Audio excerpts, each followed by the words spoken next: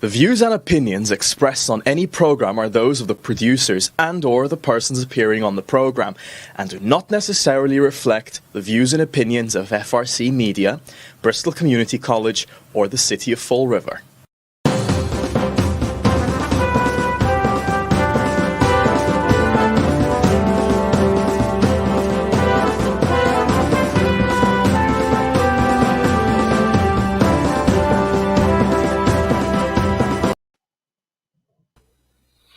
Well, hello.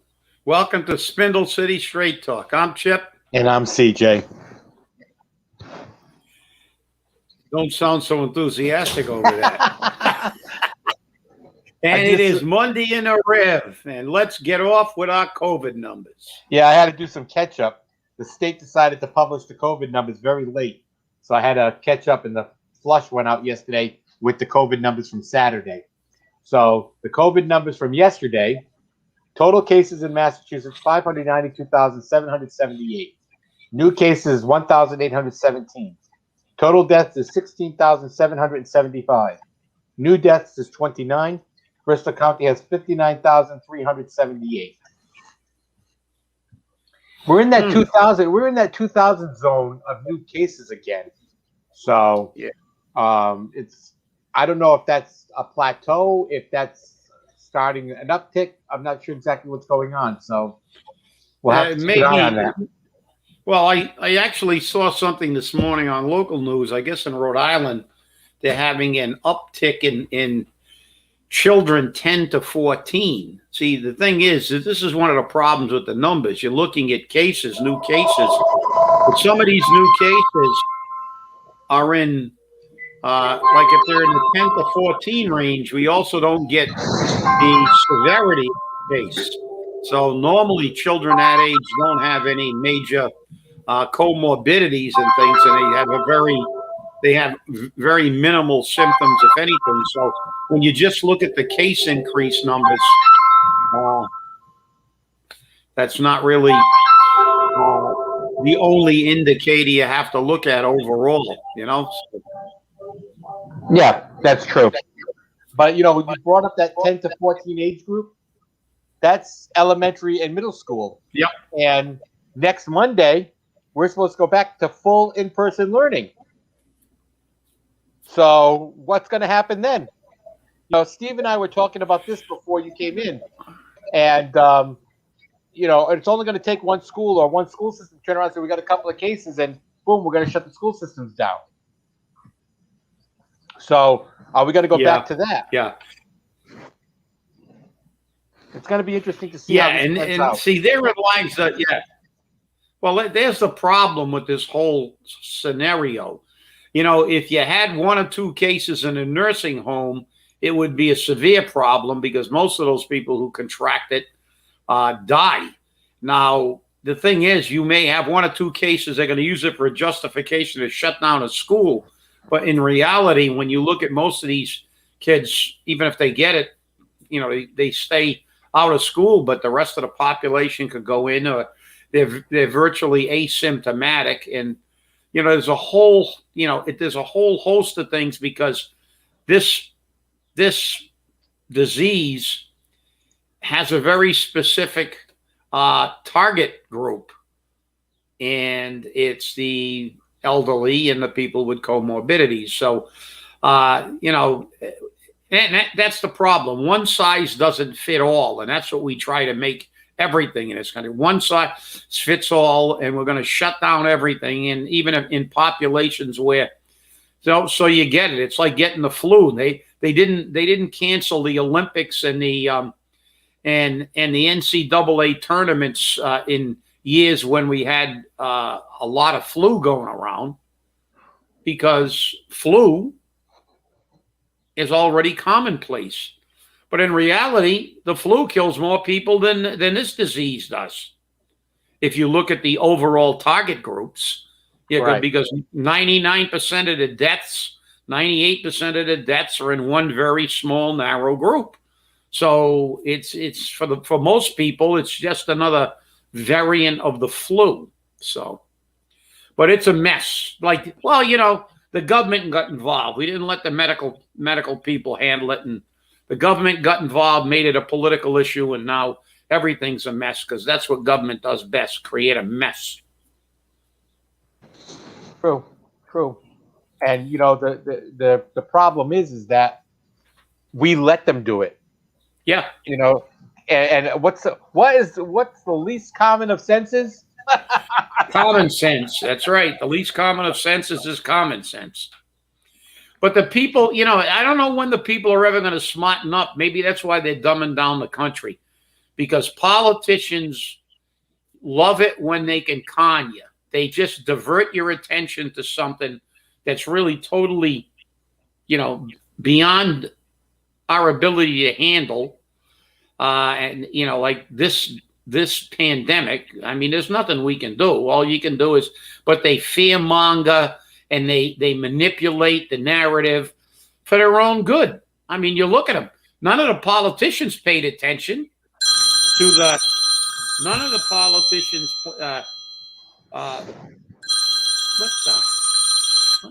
okay, Jesus, I can't shut this phone off. The politicians didn't pay attention to any of the restrictions. I mean, Nancy Pelosi's running around getting her hair done. The other guy's eating at the French Laundry.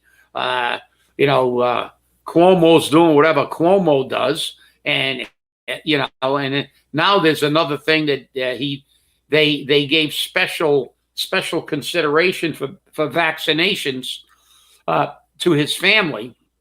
So this is what they do best. They divert your attention. It's like, okay, I'm going to fix the Flint and we're going to put lipstick on the pig. And now at the border, did you see the thing with Ted Cruz? He hit the news I don't know if it was last night or this morning. I saw it this morning, but I guess they got into one of those facilities, and I'll tell you what, it was horrifying. Those kids were like welded to each other. Nothing but tinfoil blankets, shoulder to shoulder, literally stuck in here like sardines. And remember, when Trump allegedly did that, he was a bad man. But now that President Biden's doing it, it's not a problem. And remember, Biden did this before. Under the Obama administration, he did the same thing. So I'm not saying this is a Democrat or Republican issue. I'm saying that this is how these people handle these problems in the past. This is how they're going to handle them in the future. Yeah. Okay. And immigration is going to be an issue that's going to be attacked constantly from both sides of the aisle. So, yeah, but listen, the problem we have here is it's finally been exposed. What is the problem all the time with politicians? They lie their ass off and they cover everything up, like Cuomo did, like Biden's doing now. Nobody can go in and take films. Oh, we're going to let you in, and we're going to let you in. We have every intention of letting you in. If Trump did that, they'd crucify him. Trump did actually reduce them. He was sending people back. He had agreements with Central America. He had agreements with Mexico. And whether you like Trump or not, what they're trying to blame everything on Trump, but Trump had the thing pretty well under control. And they got their narrative, always ripping children out of the arms of their, but they weren't crowded like this. And then you had somebody who works for the Biden administration blocking a United States senator from taking video. And they say, oh, you got to give up your video. Well, didn't Biden say that he was going to be transparent? Didn't Biden just say in his speech that he will be transparent? But the problem is he's going to be transparent when they move all these kids to military bases and they've got some space and they'll bring them in. What did he show? Talk about commie propaganda.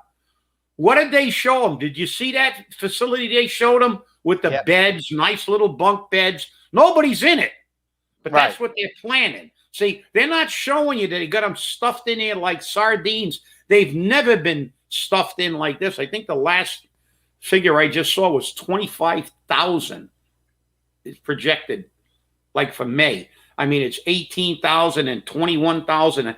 They're coming over in mass, and they're not doing anything about it because they got the word. And you got the cartels. They saw wristbands. But this is the thing. Didn't we hear transparency on all levels? There's no transparency in government. They say what they want to say. Is AOC going to go down there and put her face on the fence and pretend to cry like she did when it was Trump?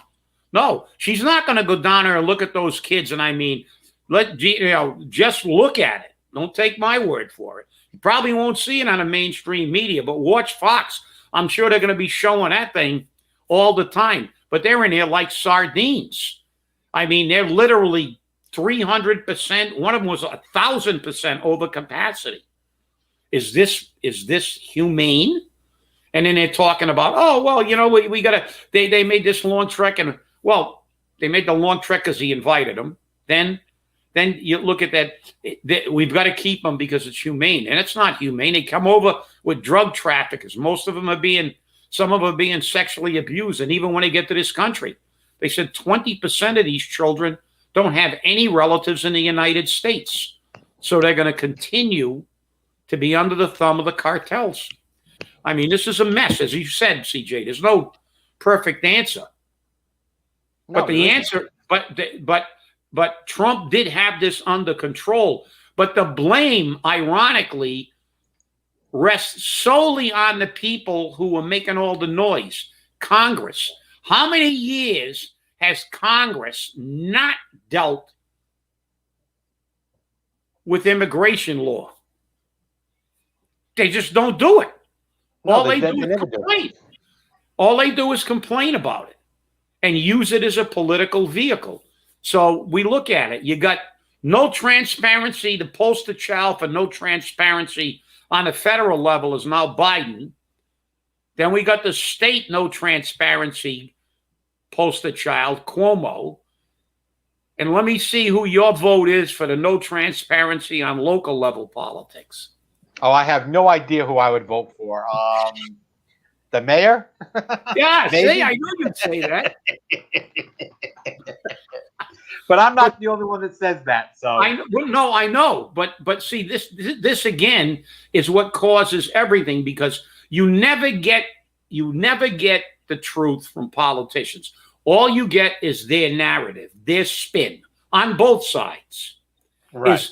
They give you their spin, but there's no spin on these children. They're packed in here like sardines. And they said, oh, they were ripped out of the arms. No, Trump was keeping them in Mexico. And if they got into the United States and they were unaccompanied, they sent them back. They flew them back. It wasn't like they took them to the border in New Mexico and booted them in the butt and said, walk back to Guatemala. That's right. They were bringing them to Guatemala. So let's get that straight. And that's the problem. You got these people whining and everything else. Oh, God, these people. No, I just got a call from a city councilor now. So, but it's not like they were booting them back to El Salvador or Guatemala. They were putting them on a plane and taking them back. Look, there's no easy answer. But the problem is the United States cannot take in the entire world, because everybody in the world wants to come to the United States because they get free stuff. That's it. I mean, we have the highest standard of living in the world. Why wouldn't everybody wants to come here? Now they're getting immigrants from Africa, China, Eastern Europe, Western Europe. They're coming from everywhere. Fundamentally, if they're poor, don't have an education, and live in a country with a lower standard, they're trying to get into the United States now because Joe invited them all. Yep. So, I mean, what the hell do you think you're doing? Is it our job to support? Look, I have sympathy for those kids. But we can't adopt everybody in the world. It's just not feasible. We can't be the world's policeman, and we can't be the world's foster parents. It just can't work. We're destroying our country because, I want to see how many billions, possibly trillions of dollars this is ultimately going to cost us. We just can't do it. And then you're going to bring an unaccompanied minor in here. It's that 16 or 14 and turn them loose into the United States with no education.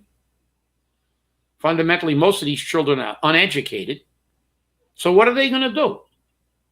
They're going to lead a life of crime. They're going to lead a life of dependency.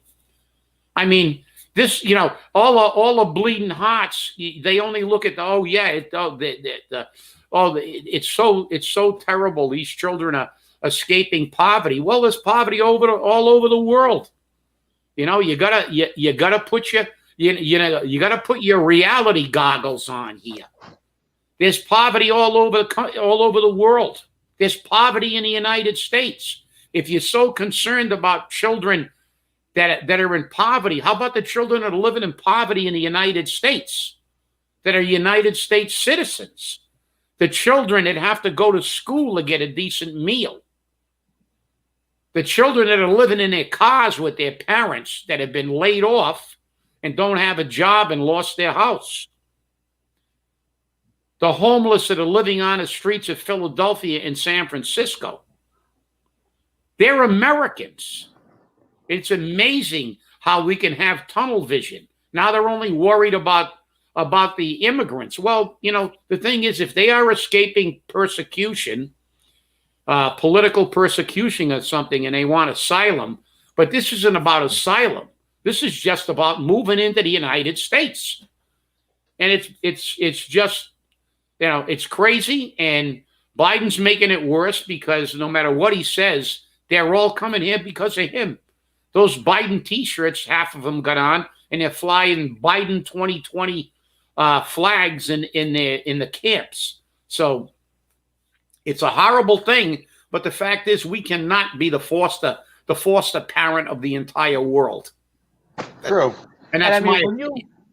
When you look at the amount of foreign aid that this country gives out, I mean, let's just look at some of it. $49.87 billion in economic and military assistance. $14.77 billion in military assistance. $35.10 million in economic assistance. I'm breaking it down for you, of which USAID implemented was $20.55 billion. If you took 5% of that money and rolled it out across the United States, we could stop hunger and we could stop homelessness. But foreign aid is more important. Forget about our own people. And with these children now coming across the border unaccompanied, what does that mean? If they stay in this country, that means they go into our foster systems, which is another burden on the taxpayer and another burden on the individual state's foster system. And it's going to make it difficult for those states to handle all these children. And where's that money going to come from? Can't come from me. Can't come from you. It's got to come from somewhere, though. No, you're right.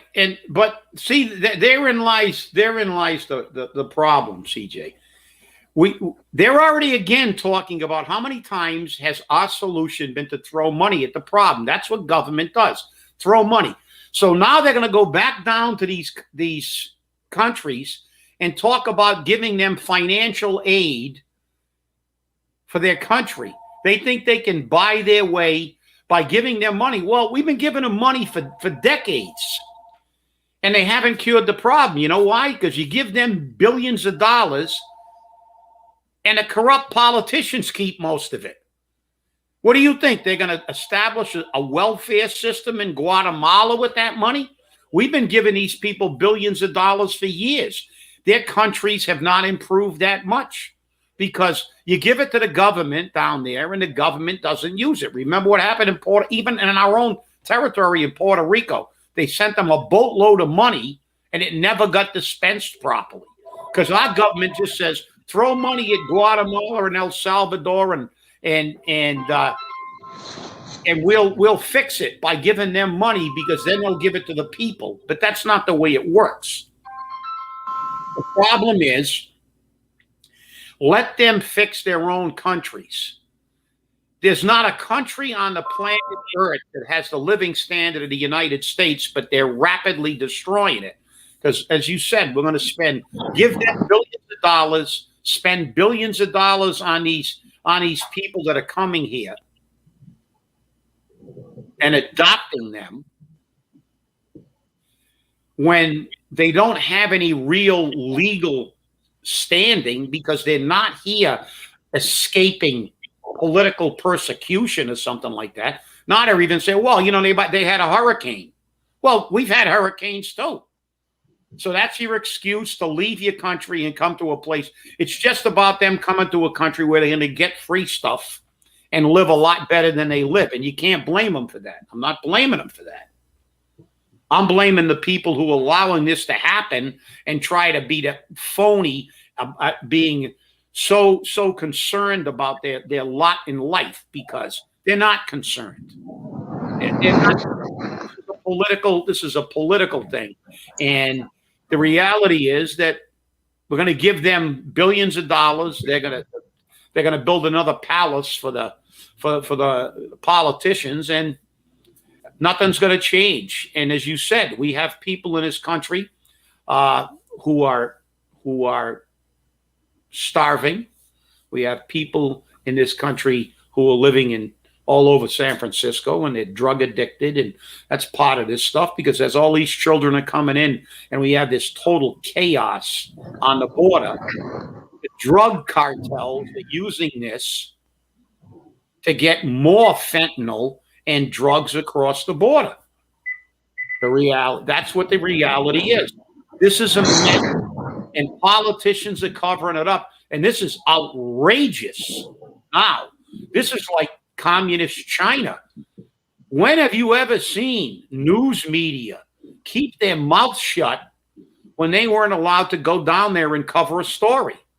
This is a gigantic story. But the media is so far in the tank for the billionaires and for the Democratic Party that they will accept it. Oh, yeah, we'll let you in. Don't worry. We have full intention of being transparent. We're ready.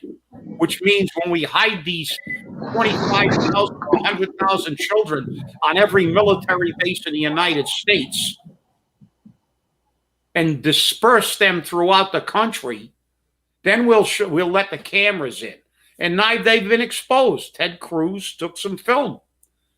We saw what they released, a brand new pristine place with bunk beds and perfectly clean and antiseptic.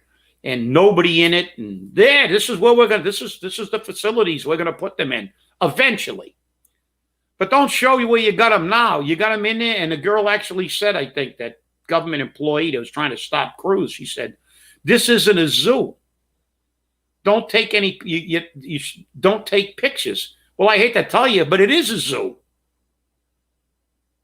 Look at them. All you saw was tinfoil blankets and people shoulder to shoulder. You created this mess, and you refuse to. You refuse. When have you seen the United States government prohibit United States senators from looking at a facility in their own state? When have you seen a president of the United States basically refuse to be transparent and then get kudos for it? This is outrageous. It's outrageous. CJ, your audio's off. I can't hear you. Sorry, I had shut it off in case the phone rang. It seems we're popular today, both of us. Yeah, both of us. Yeah. And the thing is, everybody knows not to call us between these hours. So yeah, but they do. They do, exactly. It's very interesting. And as you said, there's no transparency. What are we going to do? How can we get it? And will we ever get it? That's the big question, and I doubt it. But in the last 5 minutes or so, I'd like to talk about local issues. Enough about Ted Cruz and President Biden. First off, I want to apologize to everyone for the phone calls. We have no control over that, but we do have, and I mean, I can shut it off here, but the rest of the phones in the house ring. Same thing with Chip. He has the same problems. Yeah. And We just got to learn to, as soon as it starts ringing, to mute the mic right away. Steve's very good on capturing that, though, and I thank him for that. But did you read the Weekend Flush? Wasn't my best. I focused a lot on what's been going on with this, with the number one, the kiosks, and number two, the school project. And I put something in there which my editor, when he looked it over, said, hey, you need to put this in there so they know what's going to happen. So I put in there the Swansea case that the Department of Justice had against the town of Swansea, when they didn't make things handicap accessible. And it cost them millions of dollars, and they had no choice. And if they don't do it, the Department of Justice puts it up for bid. They do it, and then they give the bill to the city or town. Now, I'm not saying that what the city council did was wrong, because believe me, I can understand their position. They want some answers to questions. And those questions have to be asked. And they're only going to get the answers on those questions from people like the superintendent. Because they asked Ken Pacheco and they didn't get any answers. So it's time to get the answers that they need. And I, as a taxpayer, want those answers. I want to know where our money's going. Why are they waiting 11 months after getting the money to start a project? And things like, we got a $263 million new high school, but we don't have fields. Why was that done? The only answer we got was, well, we took $100 million out of the project. Fields are going to cost $100 million? Why? Because they wanted to come back through the back door and get it later. This is the biggest problem. These are the big problems we have. And we have to get some answers. And we have to get them not only from our elected officials, but we have to get them from ourselves. We have to ask ourselves, do we want to continue spending this much money haphazardly? And presenting something to the city council, as they said, as Sean Kadim said, presenting something to the city council and expecting them to vote for it and then discuss it afterwards is wrong. That's fiduciarily irresponsible. And for Councilor Pereira to say, we got to put this project forward without any answers, without any questions, is that because you're supporting the mayor, Councilor Pereira? Or do you have the answers that nobody else seems to have and you can give them to us? We need those answers. We as the people want those answers. And we as the people deserve those answers. I'm not sure what you think out there, but I know how I feel. And I know that we need the answers yesterday. And maybe it's time that we get them.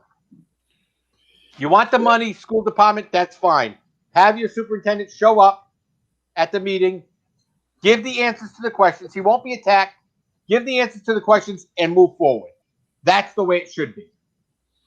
Well said, CJ. And I'll just put a quick, we only got a little bit of time, but look, it's a simple scenario here. Do we want to continue to do business like this and do things without sufficient investigation that the money's being spent properly? Why did they wait 11 months to begin the process and then everything becomes a crisis? If this is the way the taxpayer wants to continue to do business and the council wants to do business, well, they're going to have to answer for that at the polls. But those are all legitimate things. It's our money and they're spending it like drunken sailors. But the only difference between them and a drunken sailor, as Reagan once said, is a drunken sailor is spending his own money. They're spending ours. Remember that. Exactly. Well, we're out of time, everybody. Once again, I'm sorry about all the interruptions from the phones. It's kind of hard when we're working from home, but we've got to get on top of the mute button. Please subscribe to the Weekend Flush. I lost one subscriber this weekend. I guess they didn't like what I had to say. So thanks for watching. Stay safe. Stay angry, wear a mask, and hold your politicians accountable. Thanks for watching, and have a great day.